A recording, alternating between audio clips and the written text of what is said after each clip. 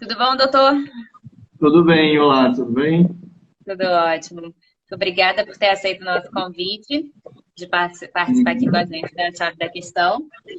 Sou o doutor Rafael Martins Coelho, psiquiatra. Você pode se apresentar para quem está assistindo a gente agora? Eu sou médico psiquiatra, né? Sou médico pela Universidade, pela UFRJ, né? Fiz psiquiatria no Instituto de Psiquiatria, no IPUB, também ligado ao UFRJ. E trabalho com atendimento em psiquiatria com adultos, crianças, adolescentes, jovens. E aí, para começar, eu queria que você falasse para a gente que ao explicarmos para as crianças o que está acontecendo em relação ao Covid-19, é comum que elas fiquem um pouco assustadas. Como que a gente pode controlar melhor essa situação? Na verdade, o que é mais importante não é, na verdade, só o que vai ser falado, né? É muito mais importante, o que é crucial, é a percepção que a criança tem da atitude e do comportamento dos pais, né? Então, você pode até falar de uma forma adequada, de uma maneira adequada, mas se a criança percebe que ao longo do dia, ao longo da semana, o lidar com esse tema, o lidar sobre esse assunto, isso causa uma ansiedade tamanha, ou os próprios pais têm dificuldade em lidar e conversar sobre isso, ela também vai ter dificuldade. As crianças, elas aprendem a fazer a própria regulação, né, emocional, a autorregulação emocional, ou seja, ao longo da vida, aprender se estão frustradas, se estão com raiva, se estão com fome, se estão cansadas, com os próprios pais, né? E também a autorregular essas emoções, esses sentimentos e as sensações também fisiológicas normais com os pais. Então, se uma criança percebe que aquele assunto, ou que os pais, né, estão muito ansiosos, muito nervosos, ou tem muito medo, né, ou tem muito receio de falar sobre aquilo, elas também vão ter. Então, acima de tudo, primeiro tem que ser feito um autoexame, ou talvez uma autoavaliação, de como que o pai está lidando, como é que eu estou lidando, né, como pai, com essa situação, né? E se alguma coisa no meu comportamento está passando, né? Ou não só pais, né? Avós, tios, cuidadores, está passando essa impressão para a criança, uma informação ambígua. Eu estou dizendo para ela o roteiro certinho que eu aprendi ou que eu li num folheto explicativo ou que eu ouvi numa palestra, mas quando a criança vai procurar um reasseguramento, um conforto, uma segurança com esse cuidador, com o pai, com a mãe, com a figura de autoridade, ele não encontra isso, né? É como se fosse aquela cena de uma mãe ou uma pessoa tentando fazer a criança falar mais baixo, gritando, gritando, gritando e gritando. Então, você vai ter uma mensagem ambígua. Então, a primeira coisa são os pais terem esse entendimento, tá? E aí, o que é importante também, claro, saber a idade da criança ou o nível de informação que ela pode receber ou que ela vai receber. E aí, isso é muito parecido, por exemplo, quando as crianças perguntam sobre sexualidade, sobre sexo, ou orientação e educação sexual para a criança. É a mesma coisa. Você vai filtrar e você vai dosar o nível de informação para a idade da criança, né? Então, também não adianta dar informações muito técnicas, né? Que o vírus permanece no ar durante muito tempo e cai na superfície, vai ser reinfectado. Isso só vai piorar o temor da criança, não é por aí. O que vale a pena é dar informações simples, numa linguagem para a criança e que vão ajudá-la a fazer o que tem que ser feito, que são as medidas de autoproteção e de evitar o possível contágio de outras pessoas. Então, ensinar como é que se lava a mão de maneira correta, ensinar que é importante, porque tem bichinho, né? E aí você pode usar termos, expressões, não precisa falar vírus para uma criança, necessariamente, né? E, claro, ao longo dessa criança mais velha até adolescente, você consegue passar mais explicação e você consegue dar mais dados, até mesmo técnicos. Mas, acima de tudo, ensiná-la de maneira muito prática o que ela consegue fazer também, o que ela pode fazer para se proteger, para se cuidar e também ajudar na rotina da casa. Então, é o mesmo também trabalho com adultos, né? No manejo de ansiedade para adultos, né? É a gente focar principalmente no que a gente pode fazer, no que é possível de cada um fazer. E aí, principalmente, tá? O autocuidado, higiene pessoal, lavagem de mãos e atividades práticas que a criança pode fazer, que ela vai estar se cuidando. Então, a sua recomendação é para manter as crianças ocupadas e com atividades que sejam compatíveis com a idade delas, para que fiquem ocupadas, é isso? Exatamente. Também entender assim, que nesse momento de epidemia e de isolamento, a gente vai tentar fazer o que é possível, o que é o ideal, mas nem sempre o que é ideal vai ser possível. Então, pode tentar estabelecer uma rotina com as crianças, elas podem aderir, mas é óbvio que isso não vai funcionar sempre, né? Então, tem que se ter também alguma flexibilidade para entender também quando mais ou menos está todo mundo ali dentro da casa no limite, e aí não adianta cobrar um rigor também, uma precisão na execução de tudo o tempo inteiro. Mas, acima de tudo, os pais terem tranquilidade, não ter medo de falar com os filhos, de expor as informações, mas com uma linguagem acessível para a criança, né? E mostrar um exemplo próprio, né, deles que é possível fazer coisas para se cuidar. Lavagem de mãos, cuidar da casa e, claro, se ocupar a mente, ocupar o dia com atividades. Crianças também podem ter crise de ansiedade? Sim, podem sim. As crianças podem ter sintomas ansiosos, né? É mais frequente que crianças tenham sintomas ansiosos, mas não vai ser aquele ataque de pânico ou um episódio de pânico, como muitas vezes um adulto pode vivenciar, né? E a criança elabora menos isso. Então, os sintomas somáticos, eles são muito mais frequentes na criança, né? E aí, que comportamentos podem acontecer? Terror noturno, insônia, aquela criança que já dormia sozinha, que já tinha um bom controle, né, da enurese, não urinava mais à noite na cama, então ela pode voltar a fazer xixi na cama. Uma criança que dormia sozinha pode querer de novo voltar a dormir com os pais. Uma criança passar a ter terror noturno. Também são muito comuns os sintomas gastrointestinais na infância, com dor abdominal, diarreia, vômitos, né? Dores abdominais difusas, tá? E que podem ser sintomas de ansiedade, e não necessariamente, né, uma doença orgânica mesmo, ou uma gastrite. Esses sintomas podem chegar à necessidade, por exemplo, de buscar ajuda profissional? Pode, sim. O que é importante entender é que a gente está vivendo também um momento muito particular, né? Um momento de exceção.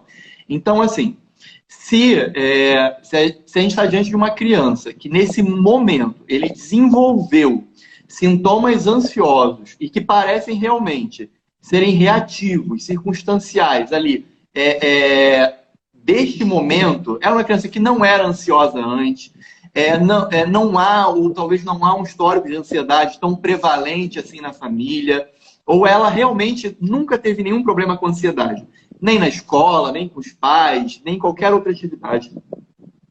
E agora está mais ansiosa e está tendo problema, pode ser necessário uma avaliação psiquiátrica, mas isso não significa necessariamente iniciar a medicação psiquiátrica, tá? Nesses casos, talvez o que pode ser mais recomendado são intervenções breves de psicoterapia ou iniciar a psicoterapia, depende também da idade da criança, mesmo que online, à distância, em ambiente virtual.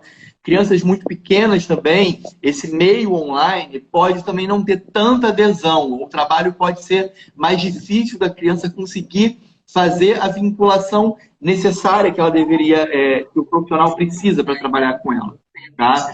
Então, é importante entender que nesse momento, quando o paciente, a criança tiver esses sintomas, pode fazer uma avaliação, tá? Sim, mas geralmente a primeira intervenção ou trabalho é psicoterapia, um trabalho de intervenção específico com a criança e com os pais também, orientação e treinamento dos pais de como orientar e aumentar medidas de reasseguramento, de segurança e de conforto da criança, tá? Mas que nesse primeiro momento não necessariamente iniciar a medicação, tá? Geralmente, em criança, a gente reserva o início de medicação para casos que a psicoterapia como uma intervenção inicial, como uma primeira intervenção, não se mostrou efetiva, né? Não surtiu um efeito desejado.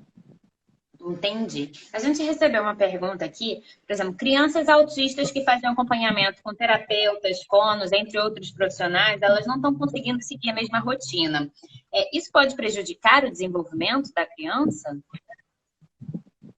Assim, e sem dúvidas, isso vai atrapalhar um pouco o desenvolvimento. Porque a gente já está falando de uma criança que precisa de um maior aporte de estimulação para desenvolver algumas habilidades ou alguns marcos, né? Seja linguagem, comunicação, ou interação social, ou independência, autonomia. E como a gente está num momento de mais restrição, isso pode piorar.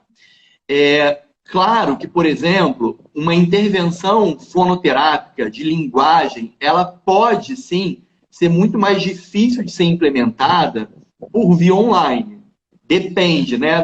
Cada técnica ou cada intervenção, nós vamos ter limitações do que é possível manter e o que realmente não dá para ser feito online. Na psicoterapia ou intervenções terapêuticas de psicólogos, a mesma coisa. Mas, ao mesmo tempo, também é uma possibilidade de se trabalhar, por exemplo, treinamento parental, né? Desses profissionais estarem em contato ou fazerem o treinamento dos pais para algumas coisas que são possíveis dos pais treinarem com as crianças, e aí os pais vão estimular esse comportamento ou algumas orientações em casa. Então, por exemplo, então esse também acaba sendo um bom momento para estimular as crianças nas medidas de independência e de autonomia domésticas. Porque os pais vão estar ali quase que o tempo inteiro, então vão poder treinar e supervisionar os filhos a fazerem algumas pequenas atividades, estimulando a independência. Então, ao mesmo tempo que sim, as crianças podem ter um prejuízo, sim, eu acho que cabe também aos profissionais e aos pais a gente ter uma certa criatividade, flexibilidade para encontrar também janelas de oportunidade, né? Momentos de saber trabalhar algumas questões. Doutor Rafael, nesse momento de isolamento social, devemos ter cuidados diferentes com crianças com TDAH? Então, o que acontece, na verdade, é que não é cuidado diferente, mas talvez o comportamento de hiperatividade, principalmente, né? Ele pode acabar chamando a atenção ou incomodando mais os pais que estão mais tempo com aquela criança, né? Ou com os cuidadores e os familiares que estão passando mais tempo com essas crianças. Então, isso vai gerar mais desgaste familiar, mais irritabilidade, né? Também gera mais desgaste na criança que está confinada, vamos chamar assim, está restrita. Então, o que é importante? É muito importante a gente lembrar que a orientação é de distanciamento social. Tá? A orientação que a gente tem nesse momento não é a não ser que aquela criança ou, né, os cuidadores, os responsáveis pelas crianças, estejam com uma síndrome gripal ou com suspeita de estar com Covid. Então, sim, essas crianças, essas pessoas devem ficar restritas em casa e evitar sair à rua. As outras pessoas que não têm não parecem estar infectados, a orientação é de fazer distanciamento social, né? Isso que é o mais importante. É não encostar nas pessoas, usar máscara como uma barreira, né? Como um mecanismo, uma proteção de barreira, lavar as mãos, evitar ambientes fechados com aglomeração. Então, isso é o principal. Então, também não justifica trancafiar e deixar a criança trancada em casa ou no apartamento o tempo inteiro. Não tem necessidade desse nível de estresse e desse nível de medo. Então, o que pode ser feito? Se eu tenho 2 filhos, vou revezar, vou combinar com os cuidadores em casa, com o marido, com a esposa. Um vai descer num horário, vai dar algumas voltas no play, vai brincar um pouco no condomínio, sozinha, a criança, orientar que ela não vai poder brincar com outras crianças, que ela vai ser mais uma brincadeira de correr, um pique-pega com o pai, com a mãe, com o avô, ou jogar bola sozinho, alguma atividade, tem que ser criatividade nesse momento, para pensar, e depois vai voltar para casa. E tentar fazer isso pelo menos 1 hora, 1h30 por dia, também para gastar energia e dar vazão a essa hiperatividade, a inquietude das crianças. Tá? Então, isso pode ser feito, isso pode ser trabalhado. A mesma orientação também pode ser dada, a gente pode dar, por exemplo, para crianças portadoras de autismo que também têm muita hiperatividade. E que aí também vão ter muito desgaste familiar se ficar o tempo inteiro confinado dentro de casa. Tá? Claro, vai ter todos os cuidados. Vai colocar máscara na criança, máscara no cuidador, vai descer uma pessoa com a criança só, descer de elevador, só a pessoa e a criança, levar álcool gel pequeno para limpar as mãos, e com isso vai fazer os cuidados. Voltar para casa, troca de roupa, toma banho, lava as mãos e mantém as mesmas medidas de cuidado. Entendi. A Kelly Campos até comentou aqui que ela leva o JP para andar de bicicleta, para gastar um pouco de energia. Exatamente. O ideal é usar máscara, tá? Eu sei que criança, às vezes, é meio difícil a adesão com máscara, mas é importante usar a máscara como mecanismo de barreira, tá? Não esquecer disso. A pergunta da Nena e Luna. A filha de 26 anos fica trancada dentro do quarto, só sai para ir ao banheiro, nem sai para comer. E ela não está sabendo como lidar com essa situação, se você poderia orientá-la. O ideal seria tentar conversar com ela, tentar entender o que está acontecendo, mas aí eu precisaria de mais dados, assim, se ela já faz algum tratamento, né, ou não, se tem outros comportamentos graves, ou se ela está se colocando em risco, porque se for uma situação, por exemplo, dela não está nem conseguindo se alimentar corretamente, se hidratar corretamente, né? E nem cuidando de si mesma, então pode ser necessária uma avaliação psiquiátrica.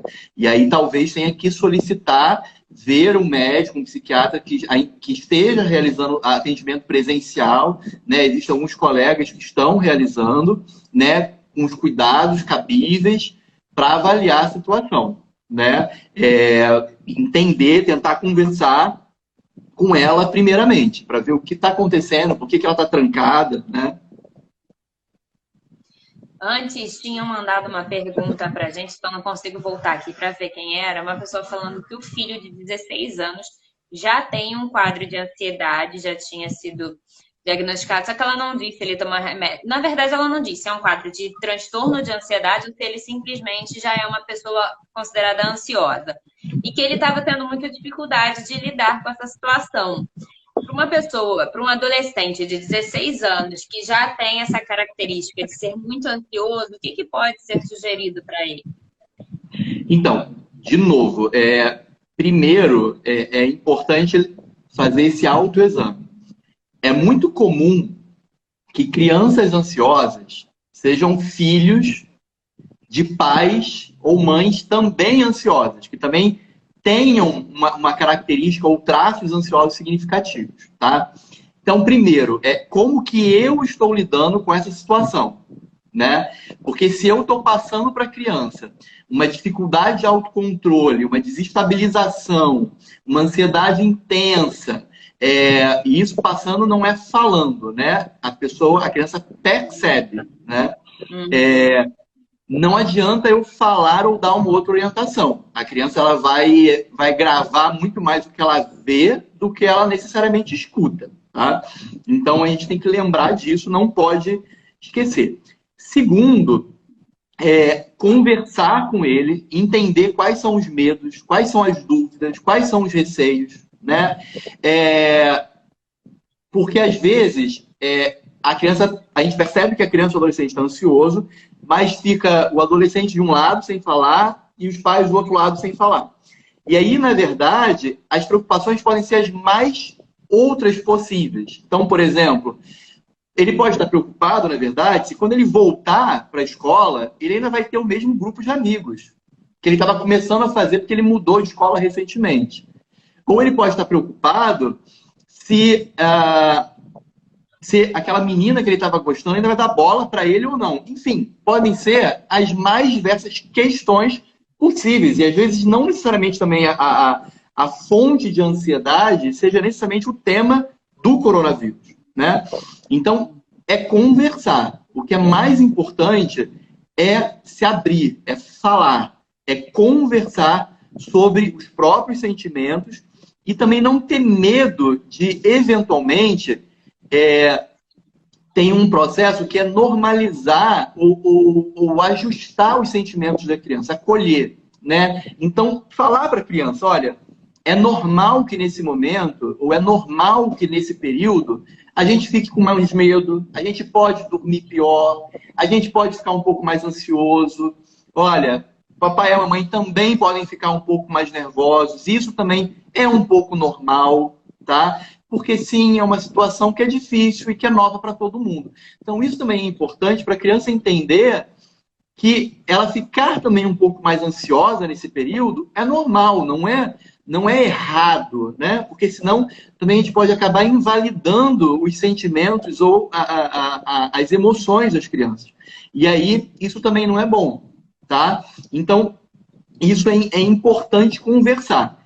E avaliar, claro, assim, a família perceber a intensidade dessa piora de ansiedade. Vamos supor, seja uma criança, um adolescente já ansioso, que está com um nível de ansiedade tão grande, que está tendo ataques de pânico diários, recorrentes, ele tem que ser avaliado por um profissional, ele tem que ser avaliado por um psiquiatra. Se é um adolescente que tem uma piora não tão intensa, então, outras técnicas de lidar com a ansiedade, né, de manejo de ansiedade e estresse, podem ser muito bem-vindas. Por exemplo, como técnica de respiração, tá?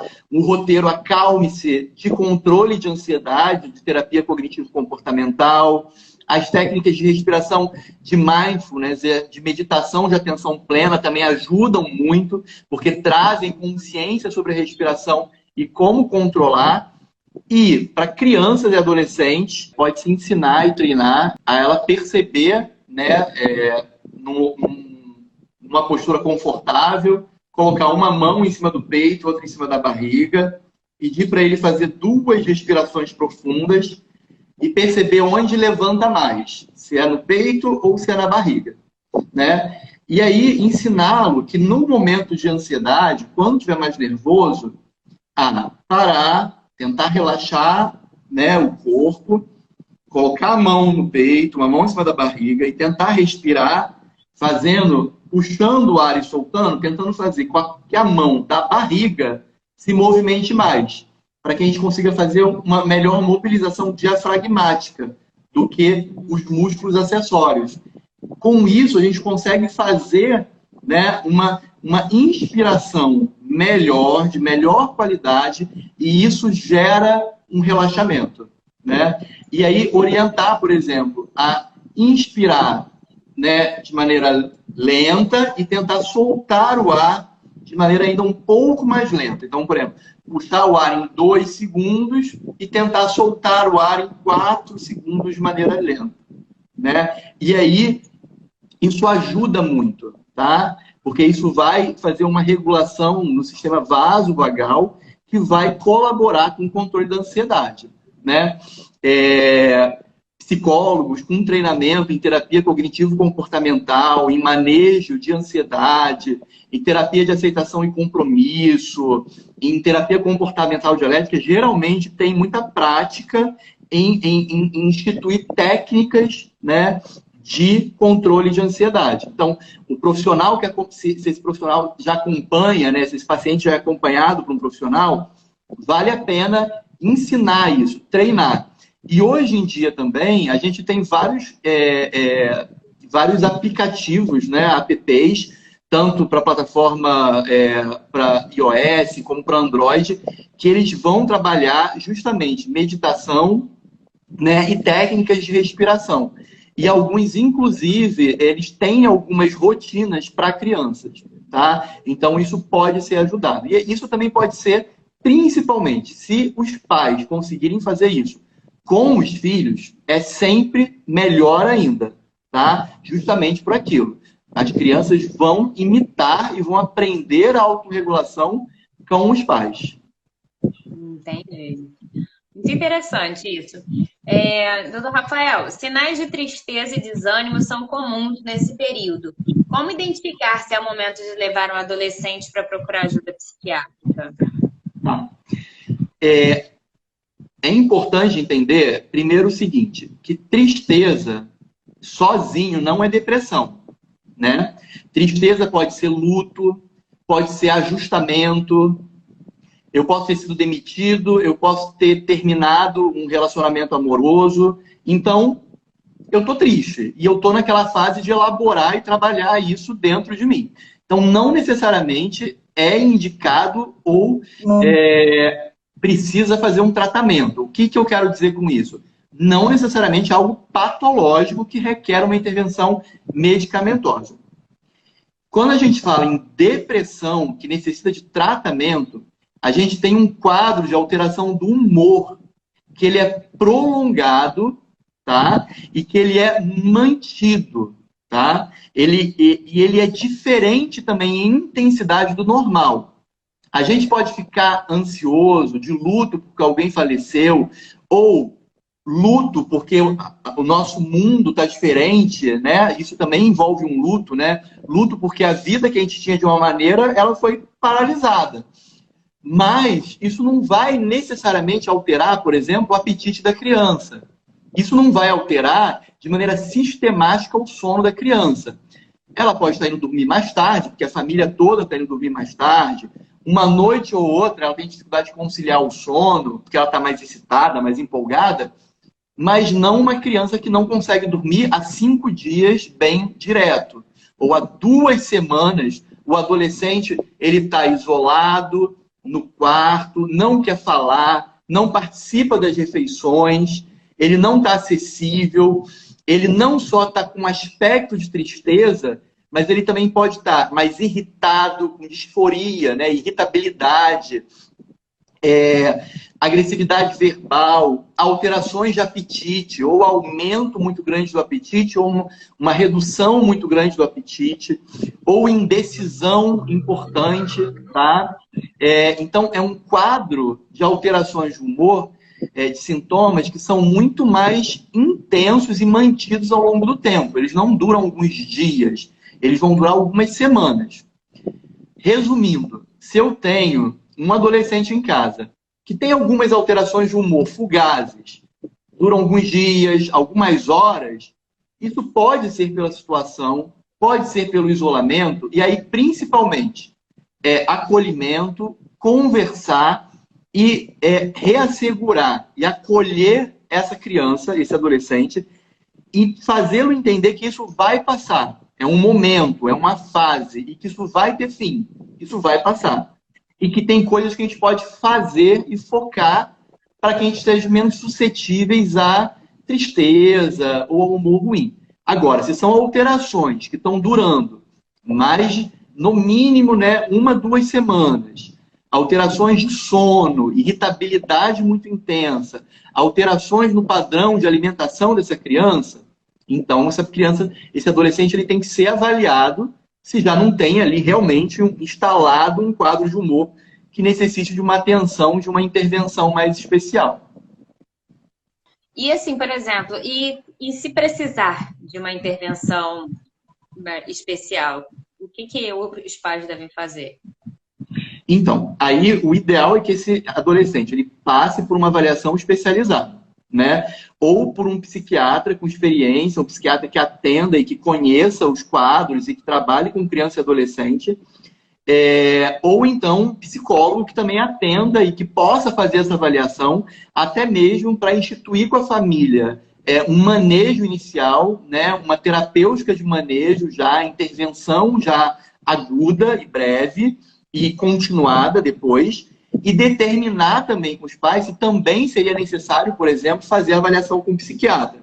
Ou, na avaliação com o psiquiatra, também ter uma avaliação e, muito possivelmente, se necessário for medicação, geralmente também é indicado iniciar a terapia, né? Mas, assim, lembrando que iniciar medicação para crianças, medicação psiquiátrica, não é a regra, né? Existe todo um fluxograma, algumas etapas que têm que ser tentadas antes de já se passar para medicação em criança, tá? Tá certo. Olha, doutor Rafael, foi muito esclarecedor. As suas respostas foram muito esclarecedoras. Gostaria de agradecer e saber se você teria alguma mensagem final para dar para os pais que estão aí passando por algumas dificuldades com os seus filhos nesse momento aí do isolamento. Bem, o distanciamento social e o isolamento e as medidas de restrição de locomoção, elas são difíceis, não são simples, são bem desafiantes, né? Mas elas são importantes. Então, a gente tem que tentar manter, tá? Tente manter. Outra coisa que é importante é o seguinte, é fazer o que é possível. Eu estava conversando com uma mãe na semana passada, de um paciente já meu, que acompanha há algum tempo, ele estuda num colégio exigente e que está tentando manter, e estava ainda nas primeiras semanas, manter uma rotina de aula, por exemplo, videoconferência, né? Quase que assim, impossível, né? Na mesma rotina, numa mesma pegada, como se fosse uma aula presencial. E não funciona assim. A aula por vídeo é muito mais cansativa, demanda muito mais atenção, porque não é presencial. E aí, eu estava conversando justamente sobre isso com ela. Eu acho que vai chegar um momento que as escolas, os pais, a gente tem que entender que é um momento também de se fazer o que é possível. Não adianta a gente idealizar, né? Seria mais ou menos assim.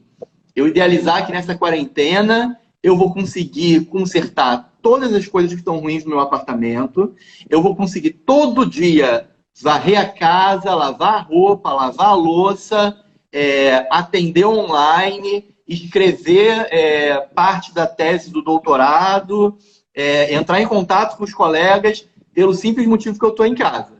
E aí o que vai acontecer? Que no final do dia eu não vou conseguir fazer metade das coisas que eu idealizei e vou ficar frustrado. E vou ficar triste. E aí isso vai amplificar justamente os sentimentos de tristeza, de frustração que a gente já pode ter pelo simples fato de alguém virar e falar assim, ó, você não pode mais sair de casa. Então, tentar estabelecer também metas factíveis e trabalhar com uma quarentena da vida real. Não adianta a gente trabalhar com objetivos idealizados, né? Não adianta. E tentar fazer o que for possível, aos poucos. E, para isso, dar essas orientações claras. Então, por exemplo, que rotinas domésticas as crianças podem ajudar os pais em casa, né? Tirar o lixo, colocar ou retirar a mesa do jantar, ajudar a lavar a louça, cuidar dos animais. Enfim, existe uma série de rotinas que os pais sabem quais são e que precisam de ajuda e que eles podem compartilhar. Então, também um bom momento de se trabalhar isso com as crianças. Vai ocupar as crianças, elas vão se sentir úteis, tá? Elas vão ter uma noção de objetivo e de dever cumprido que já vai ter um